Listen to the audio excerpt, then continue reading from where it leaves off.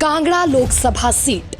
इस सीट के सियासी समीकरण पर नजर डाली जाए तो ये 17 विधानसभा क्षेत्रों वाली सीट कभी कांग्रेस का किला मानी जाती थी, लेकिन अब यहाँ बीते करीब 35 साल में ज्यादातर बीजेपी का परचम लहरा रहा है।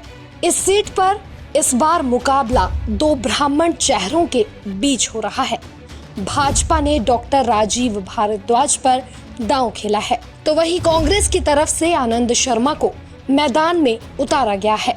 सबसे पहले आपको बताते हैं कि कांगड़ा संसदीय क्षेत्र में कौन कौन से विधानसभा क्षेत्र शामिल हैं। कांगड़ा लोकसभा सीट में 17 विधानसभा क्षेत्र आते हैं, जिनमें चुराह, चंबा, डलहौजी, भटियात, नूरपुर, इंदौरा, फतेहपुर, ज्वाली, ज्वालामुखी, जयसिंहपुर, सुलह, नगरोटा, कांगड़ा, शाहपुर, धर्मशाला, पालमपुर, बैजनाथ विधानसभा क्षेत्र शामिल हैं।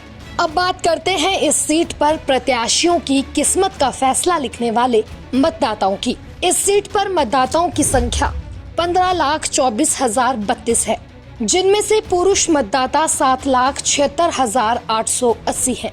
वहीं महिला वोटरों की अगर बात करें तो इस सीट पर 7,47,147 महिला वोटर हैं।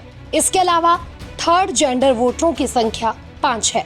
भाजपा और कांग्रेस ने कांगड़ा लोकसभा सीट से दो ब्राह्मण चेहरों पर दांव खेला है। तो अब आपको इन प्रत्याशियों के राजनीतिक सफर के बारे में बताते हैं। बीजेपी प्रत्याशी डॉक्टर राजीव भारद्वाज वर्तमान में भाजपा के प्रदेश उपाध्यक्ष हैं। लंबे समय से भारतीय जनता पार्टी के साथ जुड़े हैं। राजीव भारद्वाज ने बीजेपी में विभिन्न दायित्वों का निर्वहन किया है। पूर्व सरकार में कांगड़ा कोऑपरेटिव बैंक के अध्यक्ष भी रह चुके हैं। राजीव भारद्वाज निजी चिकित्सक के रूप में कार्य करते हैं और पहली मर्तबा चुनाव लड़ रहे हैं।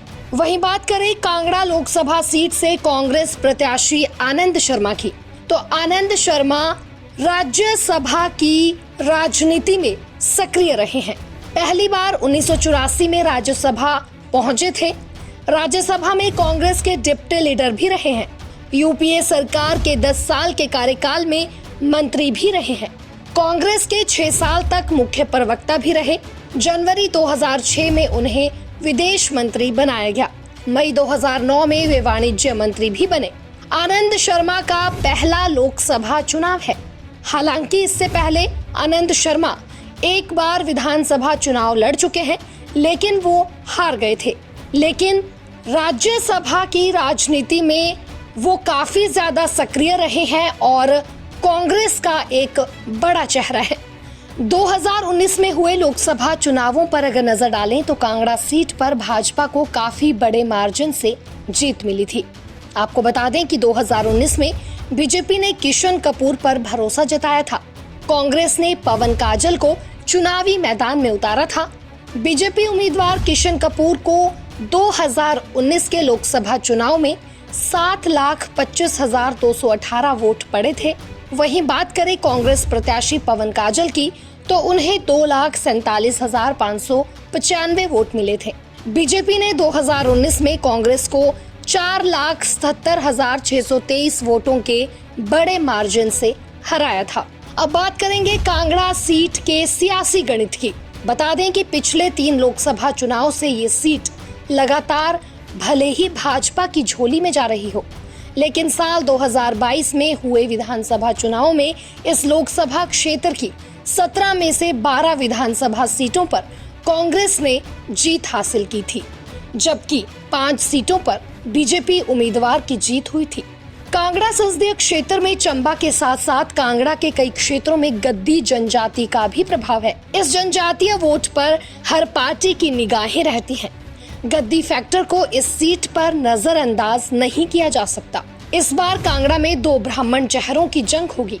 इस सीट पर दोनों ही प्रत्याशियों का पहला लोकसभा चुनाव है। आनंद शर्मा केंद्र की राजनीति में जाना पहचाना नाम है।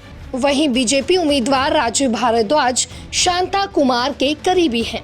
दरअसल हर बार चेहरा बदलना बीजेपी के लिए इस सीट पर हिट फार्मूला रहा है। 2004 के बाद इस सीट पर लगातार बीजेपी ने हर चुनाव में यहां से नया चेहरा उतारकर लगातार जीत दर्ज की है। कांगड़ा में सामान्य वर्ग के लगभग 25, एसटी वर्ग के 30%, ओबीसी वर्ग के 27, एससी वर्ग के 18% वोटर्स हैं। इन सभी मतदाताओं, खासकर सामान्य, एसटी और ओबीसी वोटर्स पर दोनों पार्टियों की नजर है। अब बात करते हैं इस सीट के बड़े मुद्दों की कि आखिर किन मुद्दों पर नेता चुनाव लड़ रहे हैं। सड़क, शिक्षा, स्वास्थ्य, पर्यावरण यहाँ के बड़े मुद्दों में शामिल हैं। चंबा में आज भी स्वास्थ्य सेवाएं सही से काम नहीं कर रही है। चंबा मेडिकल कॉलेज अभी भी पूरी तरह से मरीजों का भार अपने कंधों पर उठाने के लिए तैयार नहीं है। दूसरा, आपदा से हो रहे नुकसान और भूस्खलन से क्षेत्रों में लोगों को काफी नुकसान होता है और ये बहुत बड़ा मुद्दा है। ऐसे में सड़क, शिक्षा, स्वास्थ्य, पर्यावरण यहाँ के मुख्य मुद्दे हैं। खैर, इस सीट पर कौन बाजी मारेगा, इस पर देश भर की नजरें टिकी हुई हैं। 2004 के बाद से कांग्रेस यहाँ अपना खाता खोलना चाहेगी, तो वहीं बीजेपी अपने जीत के सिलसिले को बरकरार रखना चाहेगी।